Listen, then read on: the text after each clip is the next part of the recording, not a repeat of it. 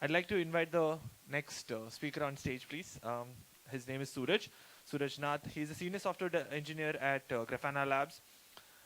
He was an early engineer at Clarisites. Clarisites streamlines reporting for sophisticated growth marketing teams. He's going to speak to us about building scalable OSS observability on AWS with Mimir, Loki, Tempo, and Pyroscope. Can we have a loud round of applause for Suraj, please?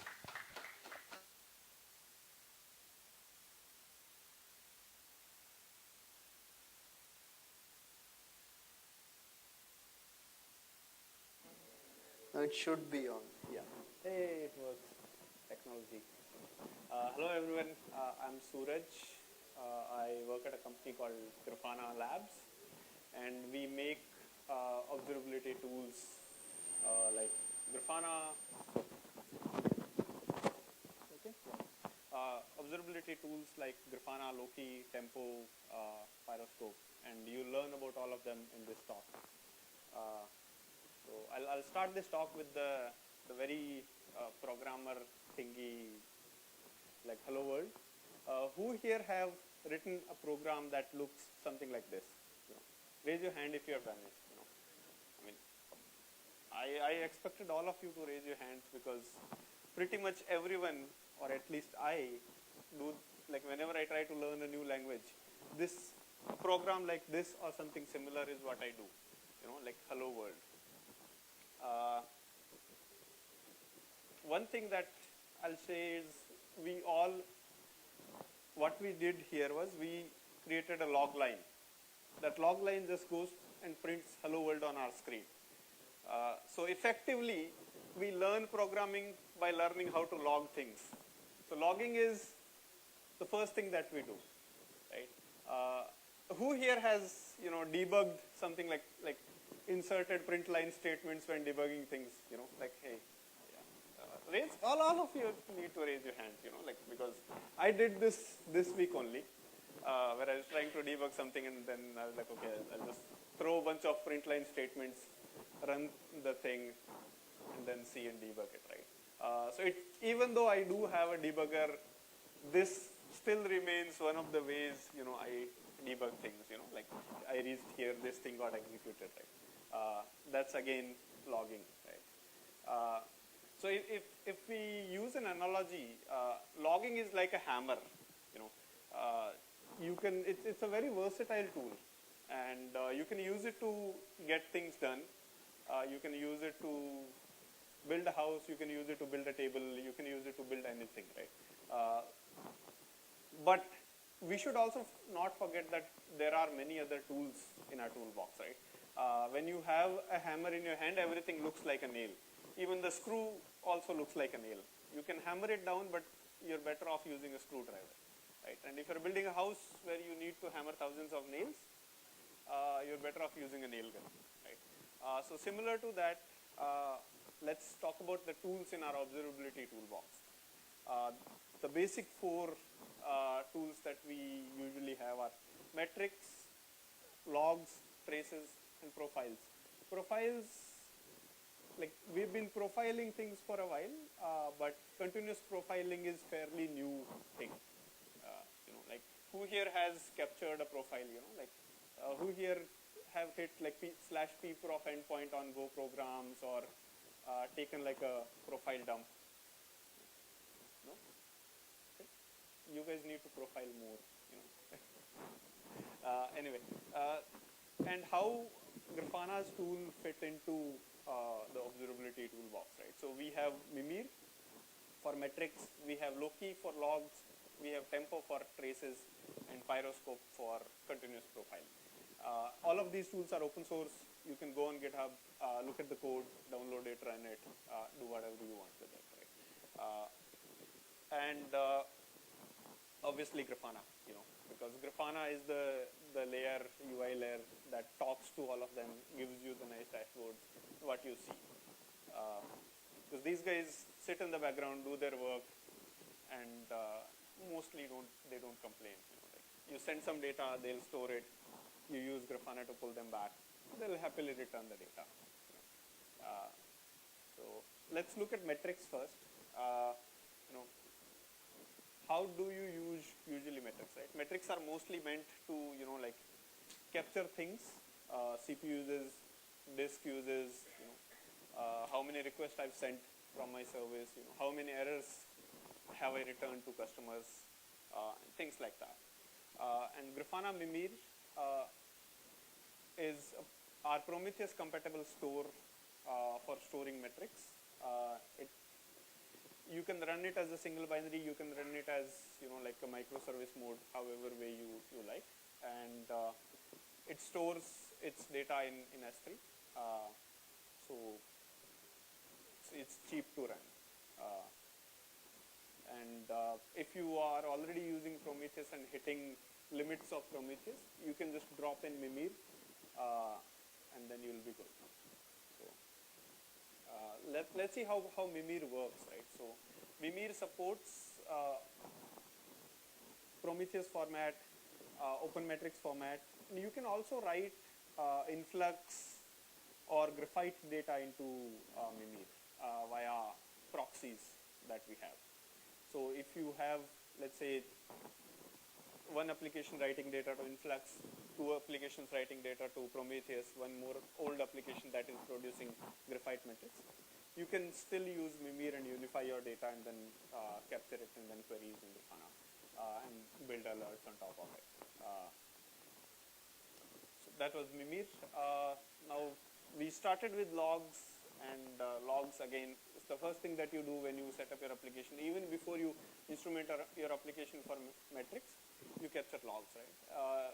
All the programs that you use that you have not created, all of them produce logs. Your web server, even your load balancer, your database.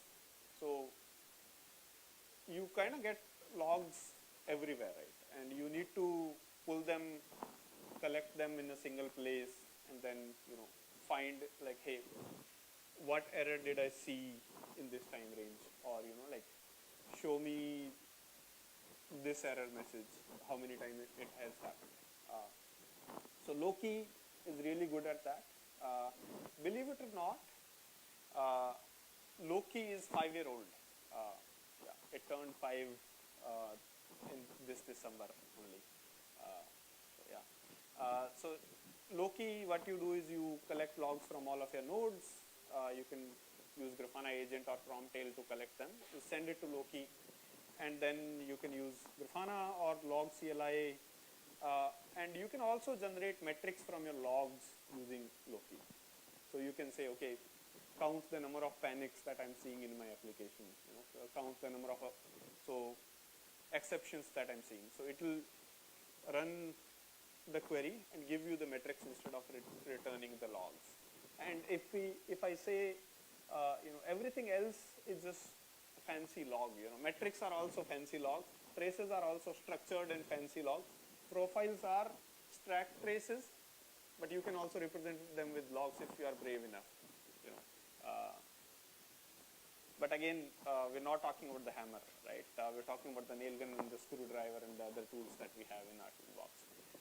But Loki is the powerhouse of Grafana Cloud logs as well. The same is true for all of our products, right?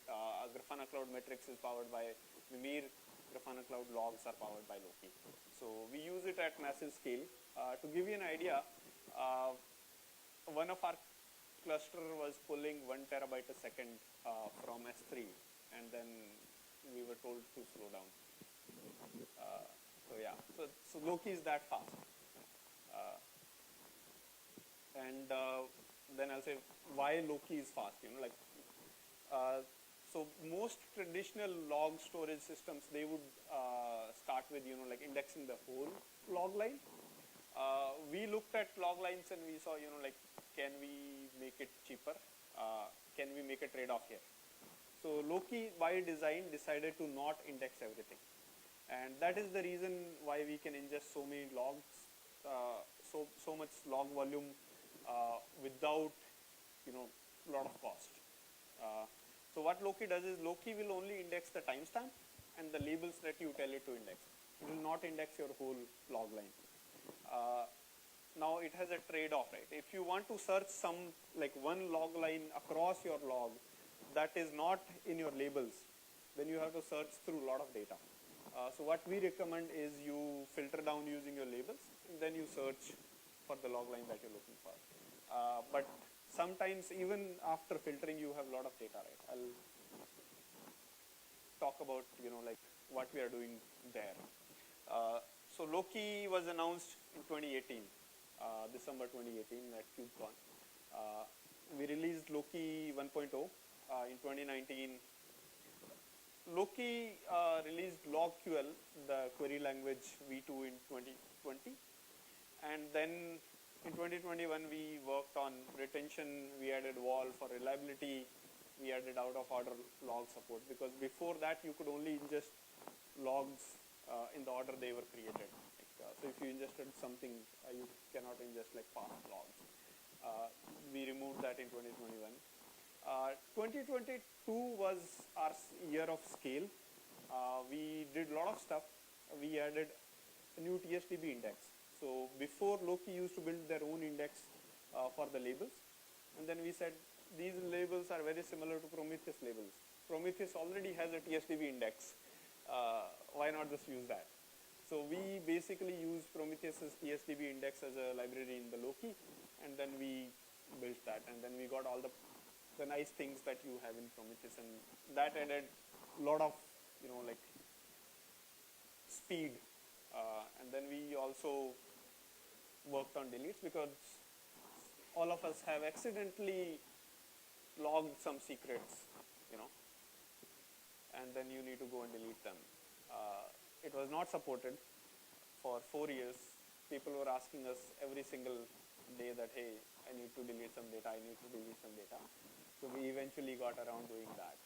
And then we did a lot of small changes, and all of them,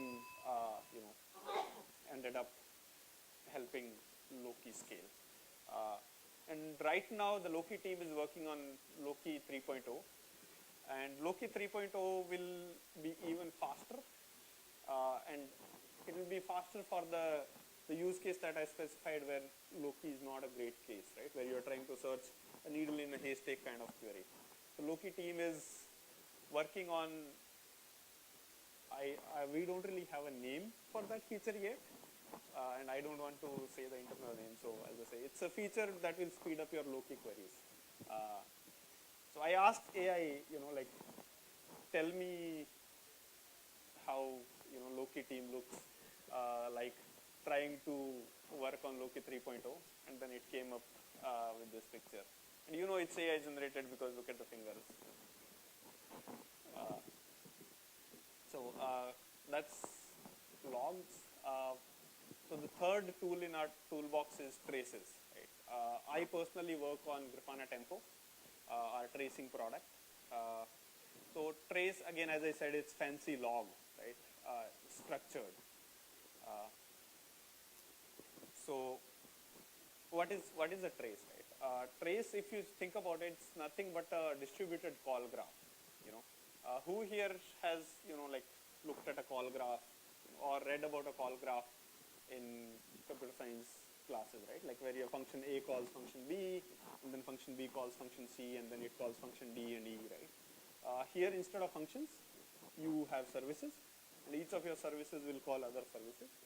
And as I said, trace is a collection of spans, and a span is a log line with some fancy metadata and start and end time.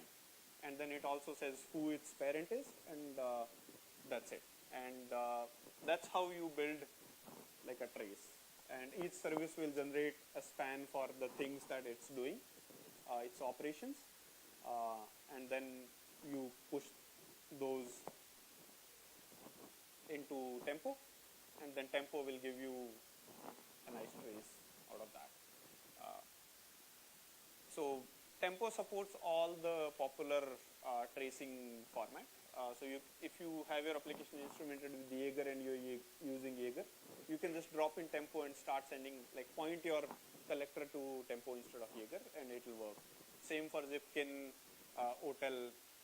OTel is recommended because we are building more stuff that works better if you're using OTel, and I'll get to that later. And again, Tempo will just take your data, will create blocks, We'll put those blocks in S3, and then when you ask for a trace back, we'll come and give you the trace back. So yeah. So one more thing that we have built in Tempo that I really like and that I feel like is the killer feature of Tempo is TraceQL. So raise your hand if you have used PromQL. I see some hands. Okay. Raise your hand if you have used LogQL. Loki's query language. I see some hands. Okay, I'll raise your hand if you have used TraceQL. As expected. So because TraceQL is fairly new, right? We released it. It's less than a year old. It's a tracing query language that is inspired from Prometheus' query language PromQL and Loki's query language LogQL. You see labels, right? And these are the labels that you attach to your spans. As I said, like span is a log line with fancy tags. So now you can query your traces or spans using these. And one more thing that we have done that is very unique to TraceQL is, because if you look at a trace is a tree, right? And we allow you to query that tree using TraceQL. So the first query up top you see is like resource.service is equal to A, and then the arrow operator, right? It's not greater than, it just means show me the spans where my service A, like the request, the span has service A and then service B. So it's something we call descendant operator. So you're saying, I need all the traces that went from service A to service B. You're trying to debug something. And the second query you see, right? You're saying, show me the traces that came from service A, had some errors, and then, like show me the service name. So let's say you are owner of for service A, you can execute this query and then you can see the names of services where you're getting errors from. Let's say you have a couple of downstream services.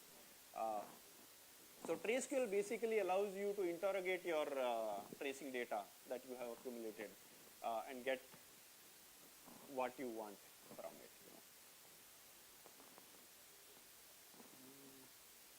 Technical difficulties.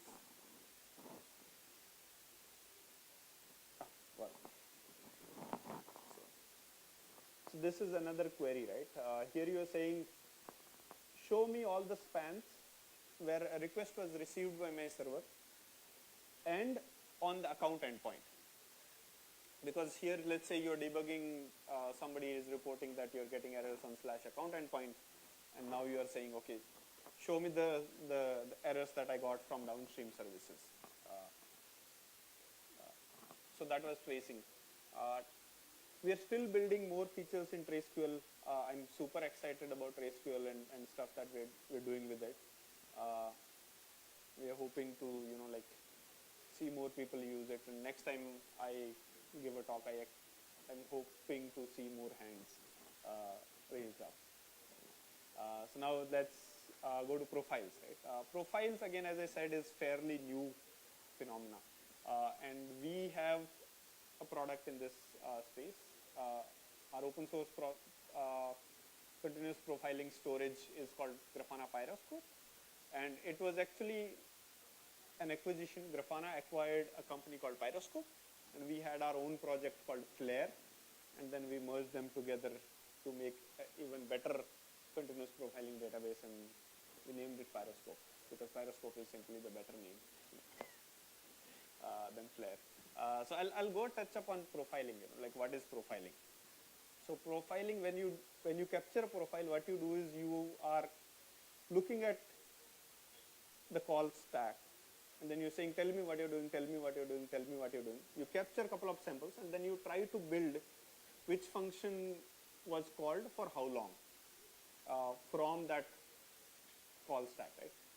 Most common profiling method is sampling profile because profiling has its overhead, and sampling profiler is what is the least overhead, most value method to profile things. And this is what a profile looks like. Like this is a stack trace. Some people call it a flame graph. Other people call it a icicle graph because it looks like icicles are falling. If you flip it around, it's like flames are coming up. So that's why the name flame graph and icicle graph. And what you see from that end to this end is the resource uses. The longer the line, the more resource. So if it was a memory profile, it would be more memory uses. That okay, this function is using more memory. And down is what you see the call graph, right? Which function is calling which functions. So you see the nested lines.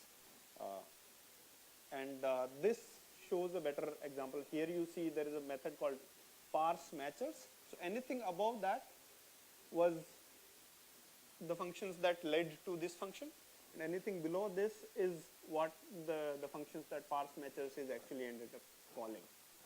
So, and then continuous profiling, it's you do this continuously and you have continuous profiling.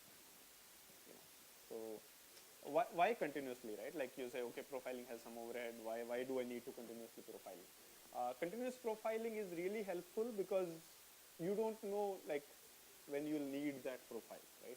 So let's say an incident happened. I'm in an incident, right? I'm trying to debug why my errors spiked up or CPU spiked up, right? The CPU spiked up 15 minutes ago. I cannot time travel back and capture a profile, right? So you capture and then you store it in a database, so then you can query. Because time traveling is not possible, but capturing profiles is possible. So yeah. So one thing that you can do with that is you can also use these profiles that you continuously captured and plot the resource uses that you have captured, right? So again, you end up generating some metrics. So what you see, the bottom panel is the continuous resource uses that you have observed from your continuous profile. And here what you see is what we call like the top table. So it's just another way to look at that graph, the stack trace or flame graph, where it shows the method that is spending most time or most CPU or most memory. You can put it like that. And then, yeah. Again, it being a Grafana product, it works really well with Grafana, obviously. And other of our products like Tempo, Loki, Mimir. Again, it's very cloud native.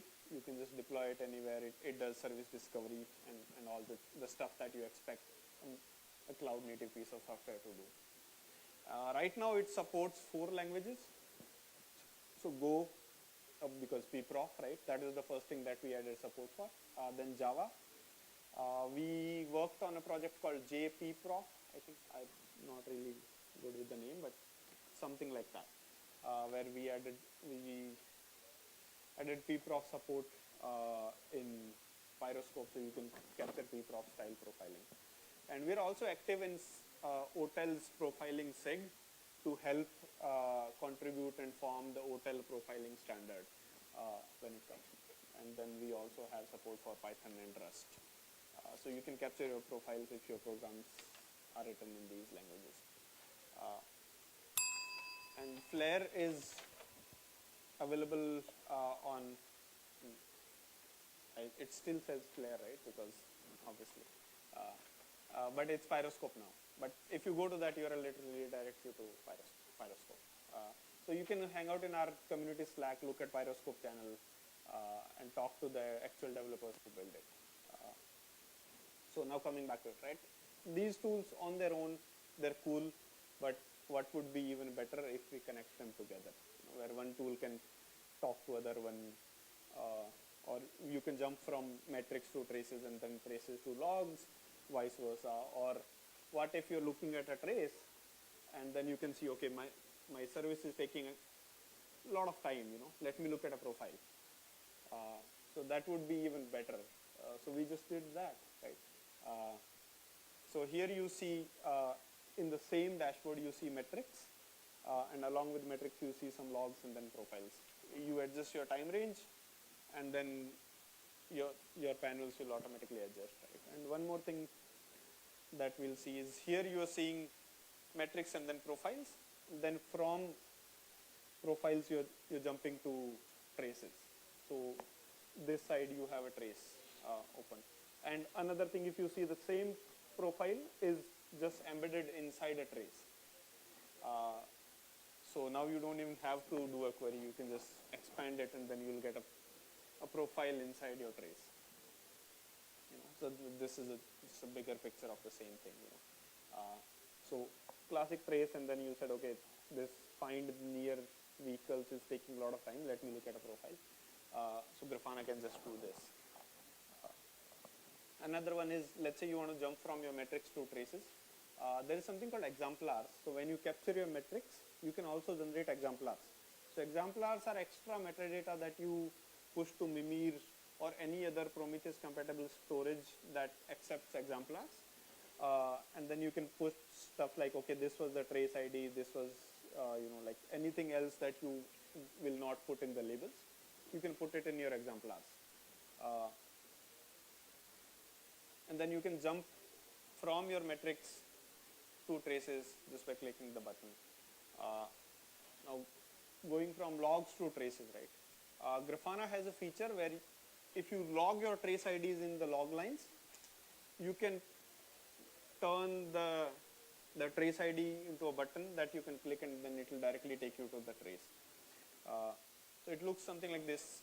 So when you configure your logging data source and you are logging your trace IDs, you can tell Grafana that, okay, this is the label that I'm using for my trace ID, and this is what it looks like, and link it to tempo.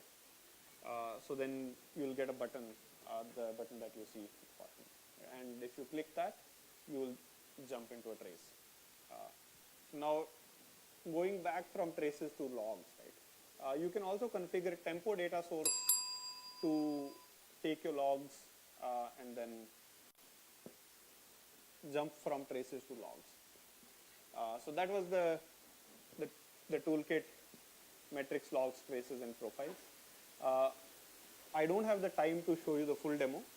That's why I created a QR code. We have a repository called Intro to MLTP. You can just git clone this repo, cd, and do Docker compose up, and then open Grafana. So Grafana runs at 3000, so you can just open localhost 3000, and you will get a full metrics, logs, traces demo, and then the correlations and everything. It has a bunch of services in it that you see. It should look something like that when you do it. Scan the QR code if you want a link to the repo. And this is what it should look like. If it was a live demo, I would have showed you, but we have images, so we'll have to do with that. So yeah. And Grafana and AWS, right? This is an AWS event, AWS Community Day. All of here are using AWS in some capacity. So talk about how Grafana and AWS are, like you can use Grafana to monitor AWS, right? So in Grafana Cloud, we have a solution called all-in-one AWS experience, where you can connect your CloudWatch metrics, CloudWatch logs, and Grafana will pull those, store them as Prometheus metrics and logs in Loki, and then you get all the goodness of Prometheus and Loki on your CloudWatch metrics. And it, by default, it monitors most services, I think 50 plus services. You can scan that and find out more. Another thing is, if you are trying to buy, let's say, Grafana Cloud at a big company where you have to go through procurement, legal, and vendor onboarding and all that, you can just buy Grafana Cloud on Marketplace, AWS Marketplace, and then you get to skip all that. So you can just use the product without going through all the onboarding side of things, and then you will get a single bill. So Grafana will be billed by AWS. And if you have AWS credits, I think you can pay with AWS credits also. So for startups, that's also nice. Another one is obviously the OG CloudWatch plugin. Grafana has a plugin to query CloudWatch, fairly standard. You can write your CloudWatch queries in Grafana and get that data. And that's all, folks. A little bit over time, but I think that's, yeah. Thank you so much, Suraj.